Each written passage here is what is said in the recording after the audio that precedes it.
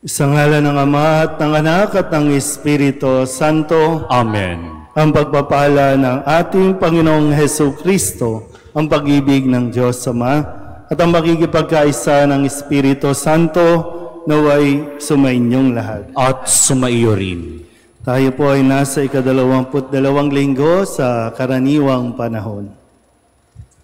Mga kapatid, aminin natin ang ating mga kasalanan upang tayo'y maging marapat gumanap sa banal na pagdiriwang. Inaamin ko sa makapangyarihang Diyos at sa inyo mga kapatid, na lubha akong nagkasala sa isip, sa salita at sa gawa, at sa aking pagkukulang. Kaya isinasamo ko sa mahal na Birheng Maria, sa lahat ng mga anghel at mga banal, at sa inyo mga kapatid, na ako'y ipanalangin sa Panginoong ating Diyos. Kawaan tayo na makapangyarihang Diyos, patawarin tayo sa ating mga kasalanan, at patnubayan tayo sa buhay na walang hanggan. Amen.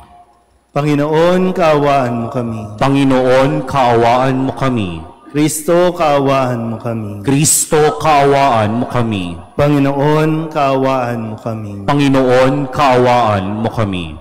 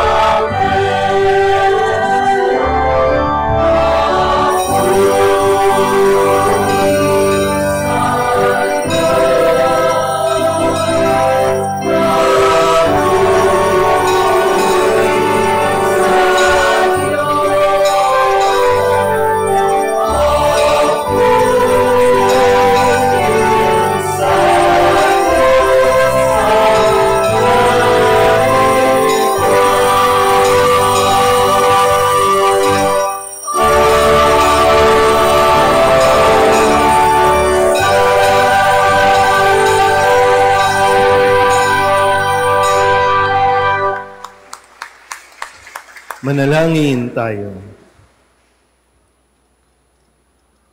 Ama naming makapangyarihan, tanang pinakamabuti, iyong tinataglay. Gawin mong sa aming kaloobay manuot ang pag-ibig sa iyong halang dakila at bantog, upang sa pag-unlad ng aming pagsunod sa pananampalatayang iyong ipinagkaloob, mapagyaman mo ang kabutihang iyong inihandog, at ang iyong pinagyaman ay mapanatili mong lubos sa iyong pagsubaybay sa amin at pagkupkop sa pamamagitan ni Jesucristo kasama ng Espiritu Santo magpasawalang hanggan. Amen. Nagbibigay ang pantas na si Sirach ng isang payak ngunit malinaw na payo. Ang pagpapakumbaba ay kalugod-lugod sa Diyos.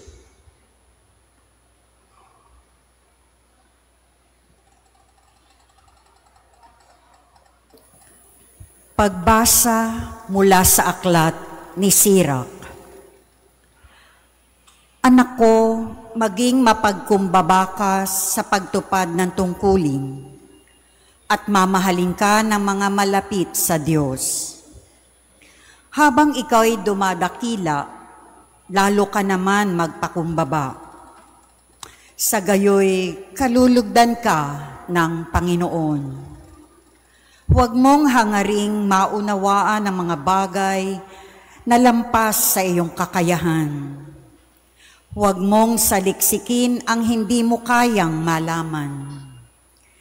Nililimi ng matinong tao ang mga talinghaga. Nawiwili silang makinig pagkat nais nilang matuto. Kung ang tubig ay nakamamatay ng apoy, ang paglilimos ay nakapapawi ng kasalanan. Ang salita ng Diyos. Salamat sa Diyos.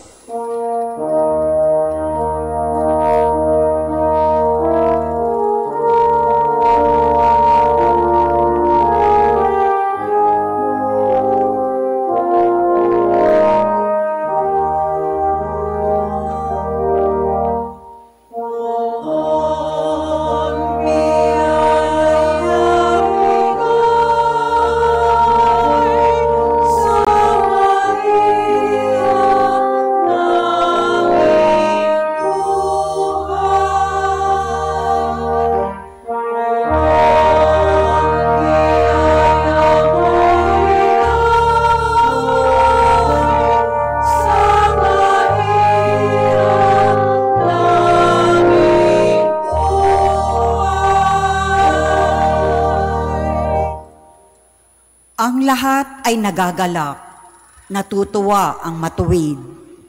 Sa harapan nitong Diyos, galak nila'y di malirip. Awitan ng Panginoon, purihin ang kanyang ngalan. Ang pangalan niyang banal, magalak na papurihan.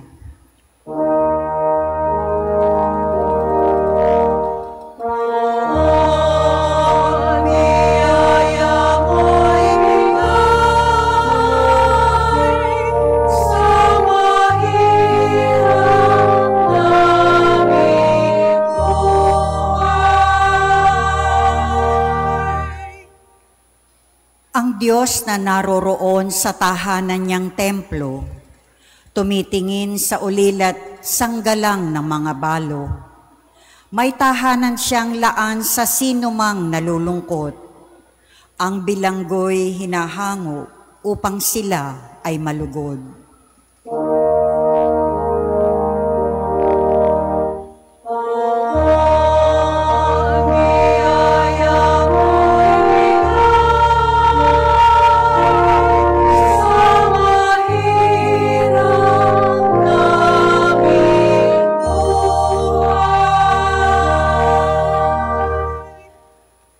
Dahil sa iyo, yaong ulang masagana ay pumatak. Lupain mong natuyunat na nariwa at umunlad. At doon mo pinatira yaong iyong mga lingkod. Ang mahirap nilang buhay, sa biyaya ay pinuspos.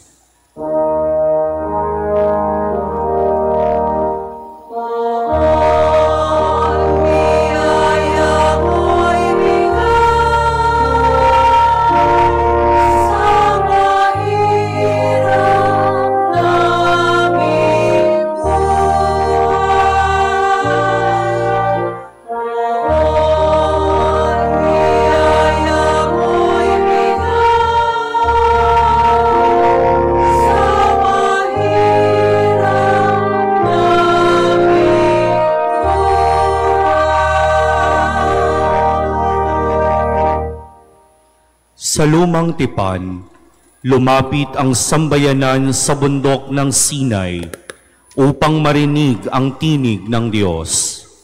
Ngayon, lumalapit tayo kay Jesus, siyang tagapamagitan ng bagong tipan.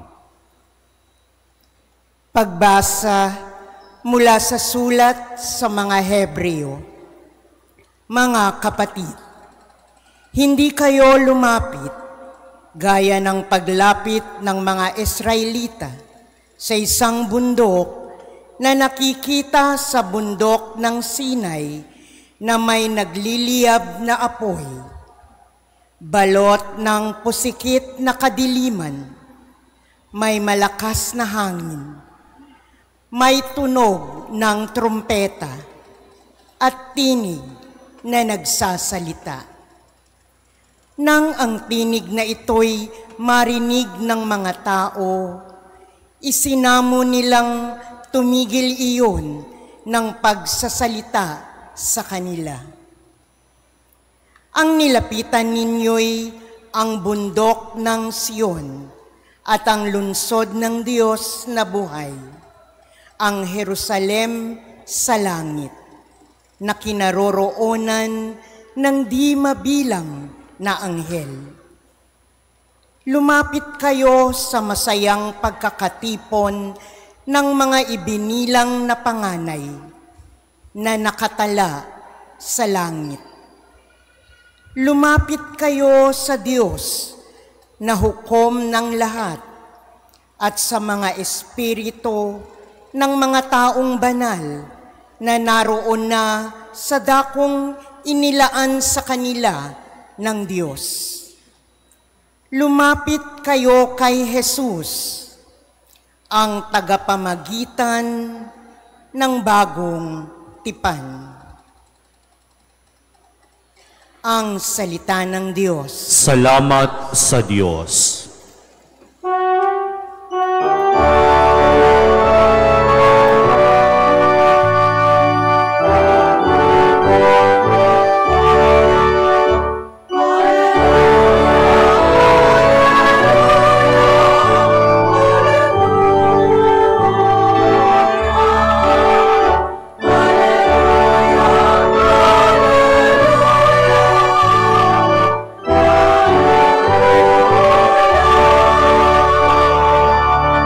Sabi ni Jesus na mahal, dalhin niyo ang aking pasan, kaamuan ko'y tularan.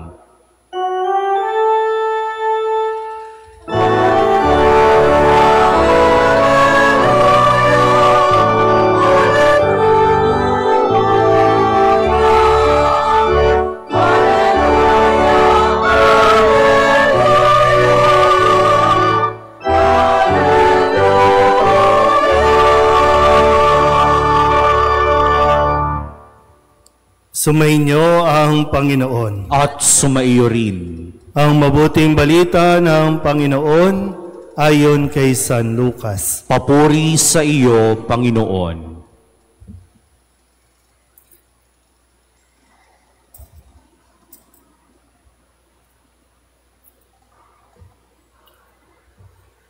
Isang araw ng pamamahinga, si Jesus ay inanyayahang kumain sa bahay ng isang pinuno ng mga Pariseyo at binabantayan nilang mabuti ang kanyang mga kilos. Napansin ni Jesus na ang pinipili ng mga inanyayahan ay ang mga upuang nakalaan sa mga piling panauhin. Kaya't sinabi niya ang talinghagang ito, kapag inanyayahan ka ninuman sa isang kasalan, huwag mong pipiliin ang tanging upuan. Baka may inanyayahang lalong tanyag kaysa iyo. At lalapit ang nag-anyaya sa inyong dalawa at sasabihin sa iyo, maaari bang ibigay ninyo ang upuang iyan sa taong ito? Sa gayoy, mapapahiya ka at doon malalagay sa pinakaabang upuan. Ang mabuti, kapag naanyayahan ka, doon ka maupo sa pinakaabang upuan sapagkat paglapit ng nag-anyaya sa iyo ay kanyang sasabihin, kaibigan, dini ka sa kabisera. Sa gayon, nabigyan ka ng malaking karangalan sa harapan ng mga panauhin. Sapagkat ang nagpapakataas ay ibababa at ang nagpapakababa ay itataas. Sinabi naman ni Jesus sa nag-anyaya sa kanya, kapag naghahanda ka, huwag ang mga kaibigan mo, mga kapatid, mga kamag-anak o mayayamang kapitbahay ang aanyayahan mo, sapagkat aanyayahan ka rin nila, at sa gayoy, nagantihan ka. Kaya kung ikaw ay naghahanda ng isang malaking salo-salo, ang mga pulubi, mga pingkaw, mga pilay, at mga bulag ang anyayahan mo, hindi sila makagaganti sa iyo, at sa gayoy, magiging mapalad ka. Gagantihan ka ng Diyos sa muling pagkabuhay ng mga banal. Ang mabuting balita ng Panginoon. Pinupuri ka namin, Panginoong Hesukristo. Isang magandang umaga po sa inyong lahat. Palapakan natin ang Panginoon. Sabihin niyo nga po, salamat Panginoon sa mga biyaya. Salamat Panginoon sa mga biyaya. Pakatandaan natin mabuti, ang lahat ng mayroon tayo ay dahil sa kabutihan ng Diyos. Wala sino man sa atin ang dapat na nagyayabang o pinagyayabang ang kung anumang mayroon siya, kahit na ito'y sabihin mong pinagpaguran mo, pinag-ipunan mo, ang lahat ay galing sa Diyos at dapat nating ipagpasalamat sa Diyos. Huling araw na po ng buwan ng Agosto. Bukas o mamayang madaling araw, maririnig niyo na po si Mariah Carey, nababati sa inyo, si Jose Marichan, at kapag narinig niyo yan, baka naman malungkot na naman kayo, na para bang ang buwan ng Setyembre ay simula ng problema. At sasabihin natin, naku, Setyembre na, Berna. Ay dapat mas maging buhay ka kasi September na. Lalong-lalo pa, kailangan na nating malampasan ang mga nangyari, ang mga nagdaan nitong buwan ng Agosto. Nakakalungkot man, pero marami din tayong dapat matutunan sa buwan ng Agosto kahit na napakarami nating kayabangang pinairal sa buwan ng Agosto. Kamusta ba? Ano, okay ka ba? Gusto nyo pa bang yumaman? Gusto nyo rin bang yumaman? Okay. Okay lang naman. Gusto nyo yumaman, okay lang naman yun. Pero, huwag kang yumabang.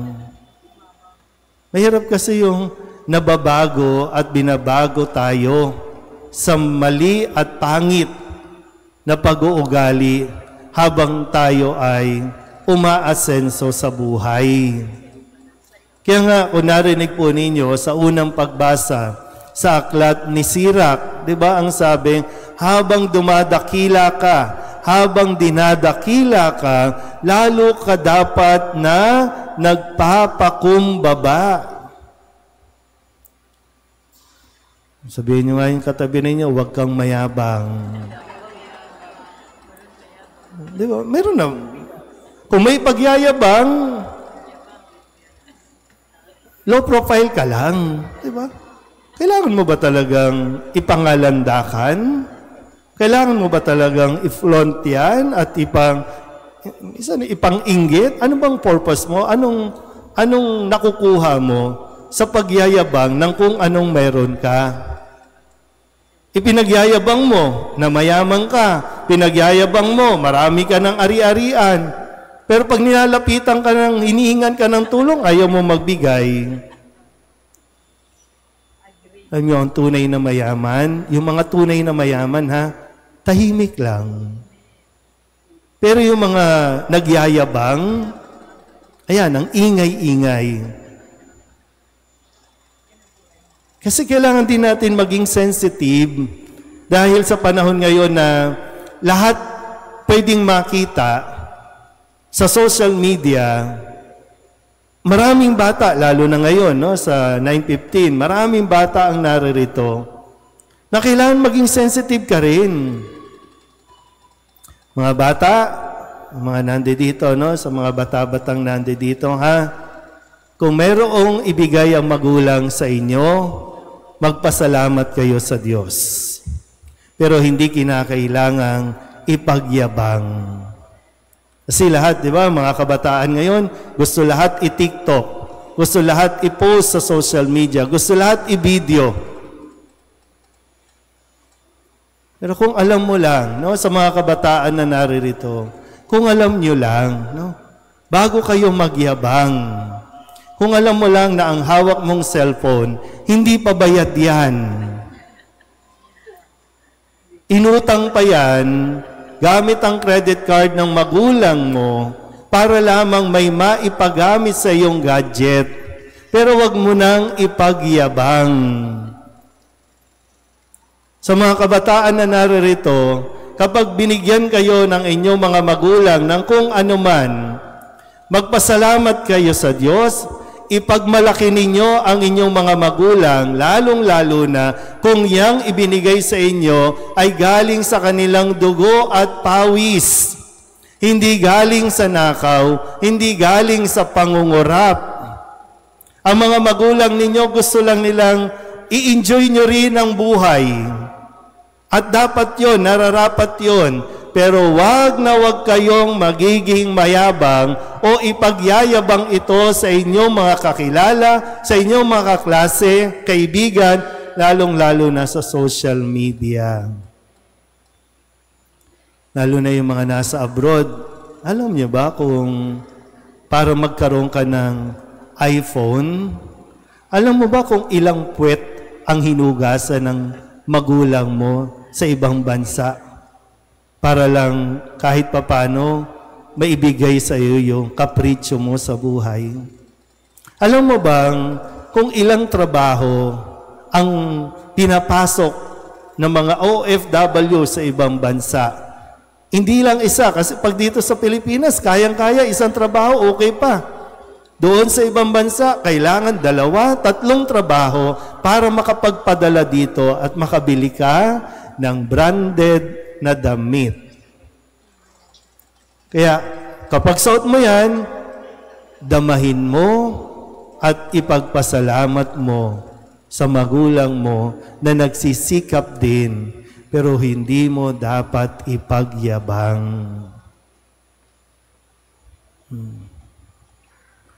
Mga magulang, turuan nyo na maging mapagkumbaba ang inyong mga anak.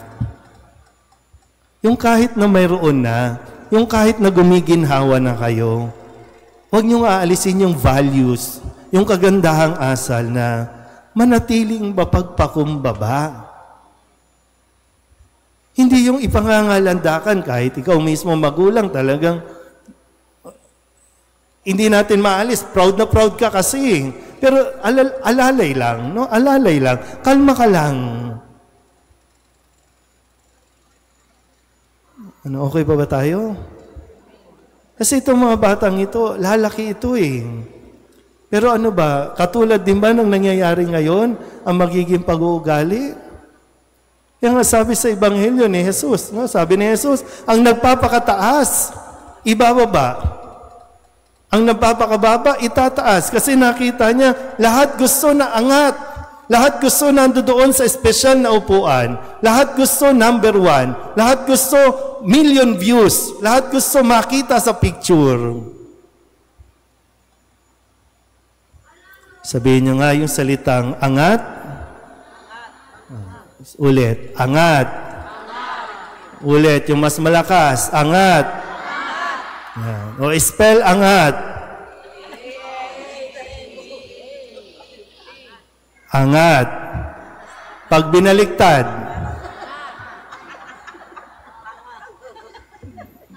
ang dami ng mukhang tanga sa paligid. Sabihin nyo nga yung katabi ninyo, huwag kang angat. Ang dami ng mukhang tanga sa atin, sa mga pinaggagawa natin, sa kagustuhan lang nating laging number 1, laging top, laging sikat, laging napapansin. Ang dami na sa atin ganyan ang nagiging pag-uugali. Kadismaya lang, no? Kahit mga nakabarong na. Pero pag pinakikinggan mo, parang mukhang tanga. Mga nakapag-aral naman, pero pag nag-uusap-usap, parang mga tanga. Naghihirap din, pero mo minsan, naghirap kang makapasa sa board exam para maging engineer. Pero simpleng lubak, hindi maayos-ayos. Simpleng bara, hindi maayos-ayos. Kaya, baha tayo ng todo. Bakit? Ang daming tanga. Kahit tayo, di ba? Kahit nga tayo, di ba? Alam mo ng tanga, binoto mo pa, o di mas tanga ka. Di ba? Lahat tayo, gano'n na lang. Normal na lang ba? Gawin na natin normal. Magtanga-tangahan. Walang gamot sa taong tanga. Lalong-lalo na mga nagtatanga-tangahan. Sayang naman pinag-aaral natin itong mga batang ito. Tapos yung mga basic values, hindi natin maituro. Dahil lamang sa kagustuhan natin na dapat maraming pera, dapat may posisyon, dapat may kapangyarihan. Kaya di bali na. Minsan po, no? Alam nyo, okay lang. Tingnan nyo nga yung mga katabi ninyo. Tingnan nyo nga. Okay lang naman yung suot niyan. Okay lang. Hindi ka kailangan branded. Pero kung mayroon kang signature shirt o signature bag, okay lang. Kung mayroon ka. Pero okay lang din naman yan. Mas bagay nga, di ba? O sige, subukan mo magsuot ka ng branded, Louis Vuitton. Hindi bagay sa'yo. Kahit nga yung mga mayayaman na, di ba? Mayayaman na yan. O, anong hawak na bag? Kung ano-anong mga signature, bagay ba sa kanila? Hindi. Nababago ba ng signature o ng branded na hawak mo, ang ugali mo? Hindi rin. Hindi natin sinasabing masama yun, bawal yun, hindi. Pero let us be more sensitive din. Kung mayroon ka, okay. Salamat sa Diyos. Pero wag mo nang ipang-inggit pa. Pero sa mga naiinggit, no? Sabihin nyo nga sa katabi niyo, wag kang mainggit. Kasi salamat sa iyo, di ba? Dahil sa iyo, nakabili sila.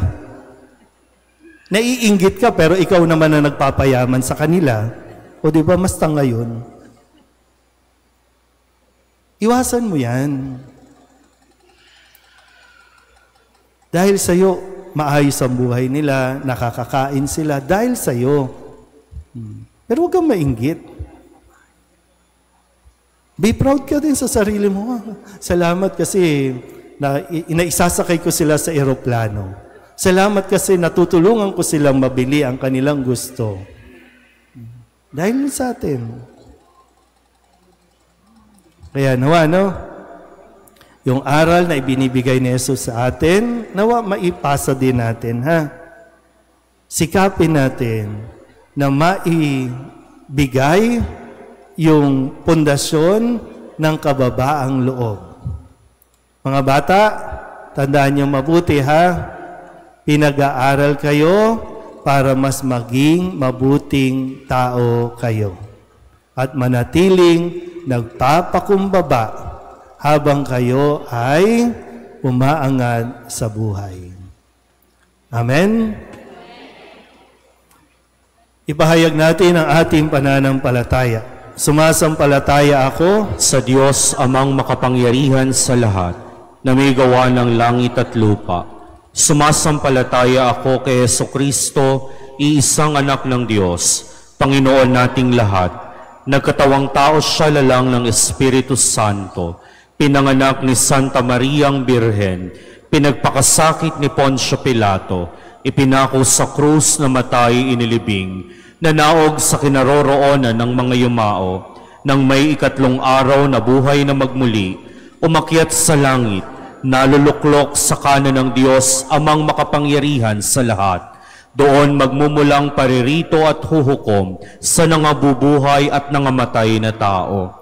Sumasampalataya naman ako sa Diyos Espiritu Santo, sa banal na simbahang katolika, sa kasamahan ng mga banal, sa kapatawaran ng mga kasalanan, sa pagkabuhay na magmuli ng nangamatay na tao, at sa buhay na walang hanggan. Amen. Ating idulog ngayon ang ating mga panalangin at kahilingan, ang ating itutugon. Ama, biyayaan mo kami ng iyong pag-ibig at kababaang loob. Ama, biyayaan mo kami ng iyong pag-ibig at kababaang loob. Panatilihin mo kaming iyong simbahan sa kababaang loob habang ginagabayan ng mga pastol na iyong tinawag at itinalaga. Tulungan mo kaming maging tapat sa iyong mabuting balita. Manalangin tayo. Ama, biyayaan mo kami ng iyong pag-ibig at kababaang loob. Maging mas mahabag ginawa ang aming mga pinuno sa pamahalaan upang hindi nila malimutang ang kanilang unang tungkulin ay sa bayan, lalong-lalo na sa mahihirap at sinisiil ng mga may kapangyarihan. Gabayan mo sila ng liwanag ng iyong katotohanan. Manalangin tayo. Ama, biyayaan mo kami ng iyong pag-ibig at kababaang loob.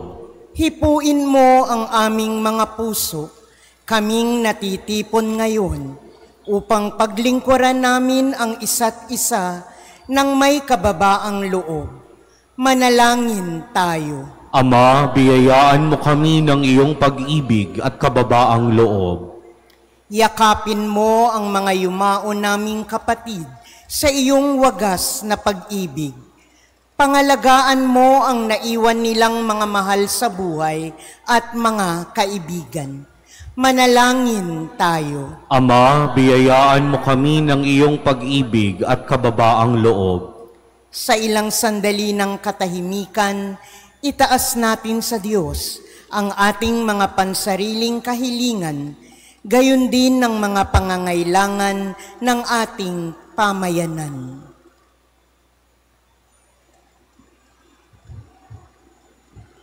Manalangin tayo. Ama, biyayaan mo kami ng iyong pag-ibig at kababaang loob. Ang lahat ng ito hiniling namin sa ngalan ni Kristo, ang aming Panginoon. Amen.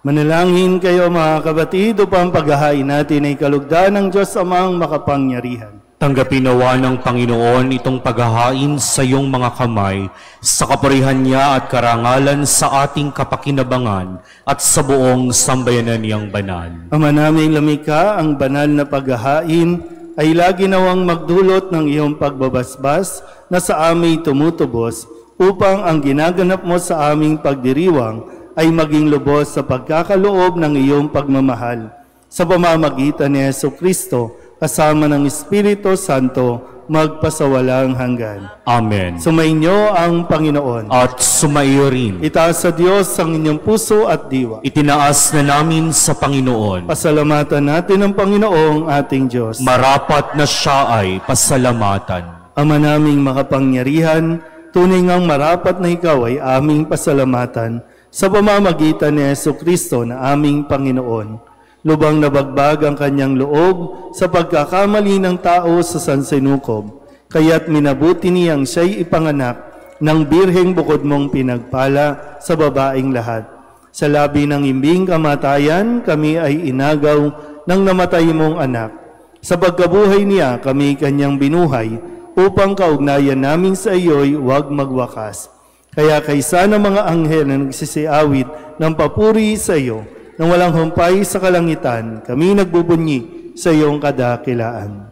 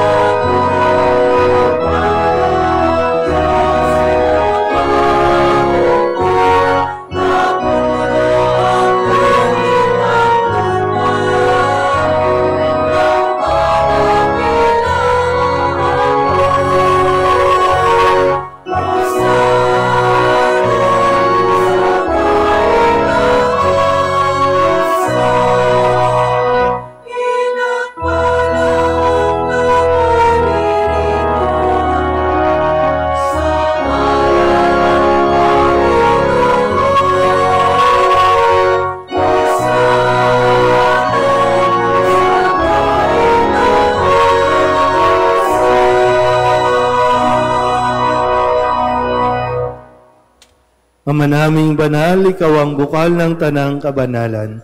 Kaya't sa pamamagitan ng iyong Espiritu, gawin mong banal ang mga kaloob na ito upang para sa aming maging katawan at dugo ng aming Panginoong Hesu Kristo. Bago niya pinagtiis ang kusang loob na maging handog, inawakan niya ang tinapay, pinasalamatan kaniya, pinaghati-hati niya iyon, iniabot sa kanyang mga alagad at sinabing, tanggapin ninyong lahat ito at kanin, ito ang aking katawan na ihahandog para sa inyo.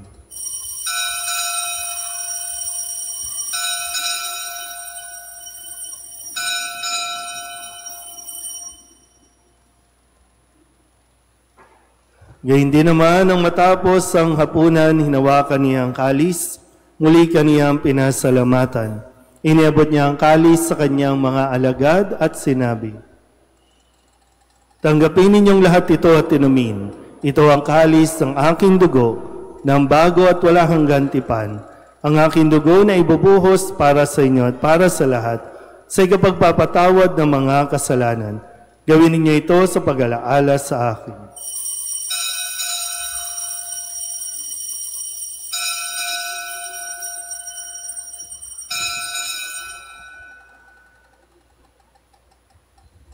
Ipagbunyi natin ang misteryo ng pananampalataya. Amen.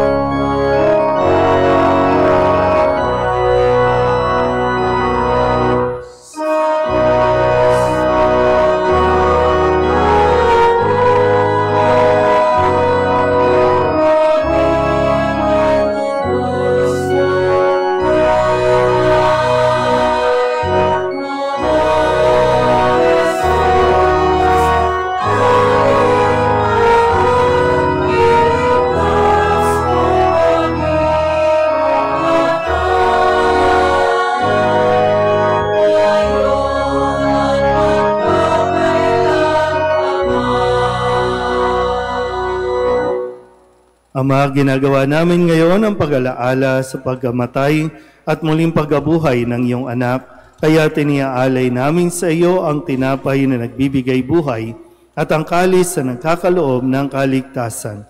Kami napapasalamat dahil kami iyong minarapat na tumayo sa harap mo para maglingkod sa iyo. Isinasamo namin kami magsasalo-salo sa katawan at dugo ni Kristo ay mabuklod sa pagkakaisa sa pamamagitan ng Espiritu Santo. Ama, lingapin mo ang iyong simbahang laganap sa buong daigdig. Puspusin mo kami sa pag-ibig kay San Leon na aming Papa at ni Jose na aming Obispo at ng Tanang Kaparian. Alalahanin mo rin ang mga kapatid naming nahimlay na may pag-asang sila'y muling mabubuhay, gayon din ang lahat ng mga pumanaw. Kawaan mo sila at patuloyin sa iyong kaliwanagan. Kawaan mo at pagindapating kaming lahat na makasalo sa iyong buhay na walang wakas.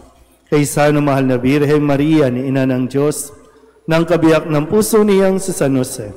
Kaysa ng mga apostol at ng lahat ng mga banal na namuhay dito sa daigdig ng kalugod-lugod sa iyo, may pagdiwang nawa namin ang papupuri sa ikararangal mo sa pamamagitan ng iyong anak na aming Panginoong Hesus Kristo.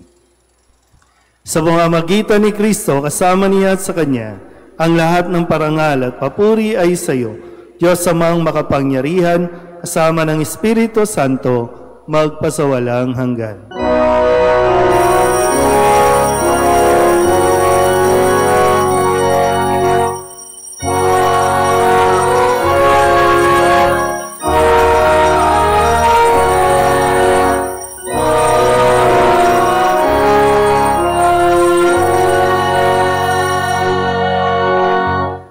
Sa tagubilin ng manangagagaling na utos sa turo ni Jesus sa Panginoon natin at Diyos, ipahayag natin ang lakas loob.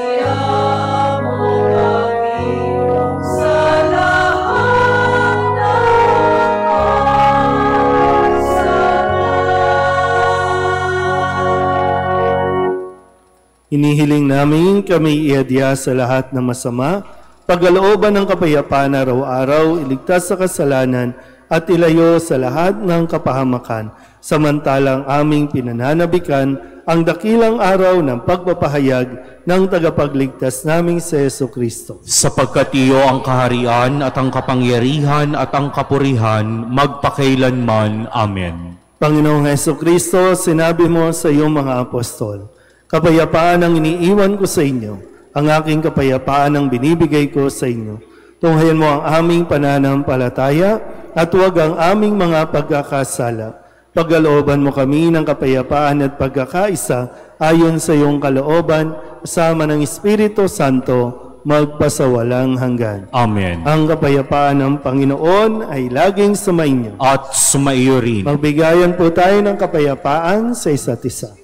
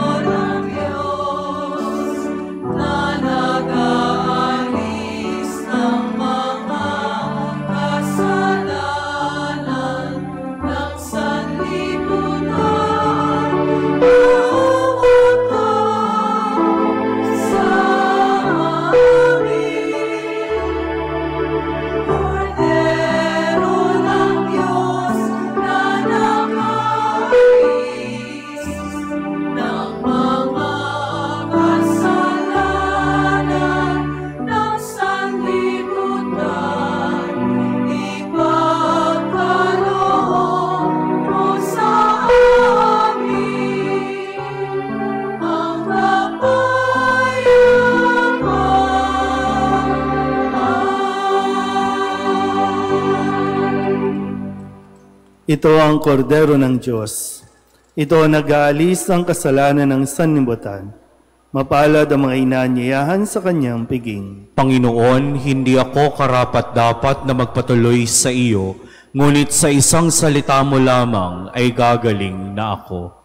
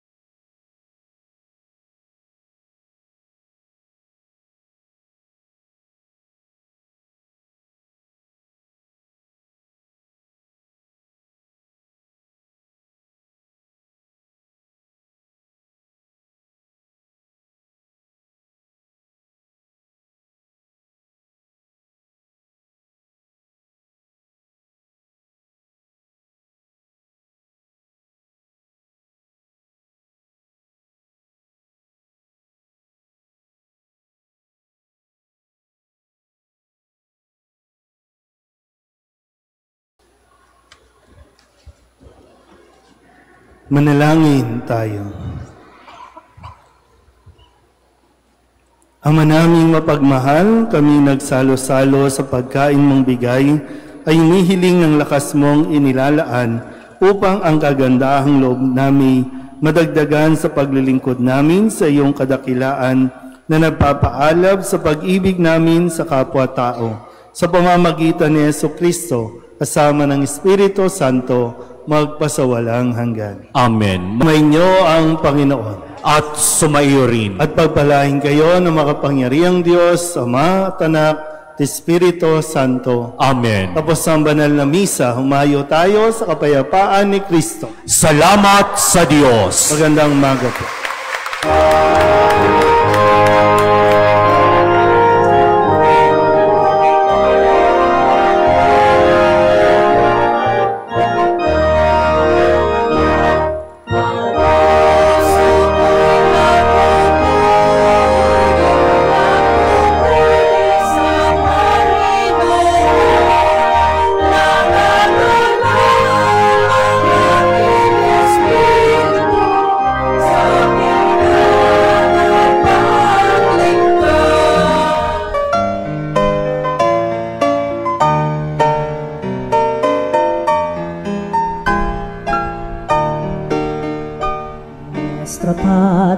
Jesus Nazareno, sinasamba ka namin, pinipinto ka namin, aral mo ang aming buhay at kaligtasan.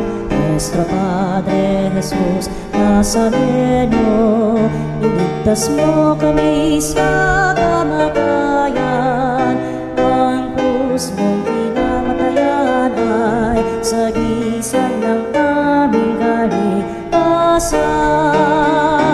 Nuestro Padre Jesus Nazareno, dinarangal ka namin.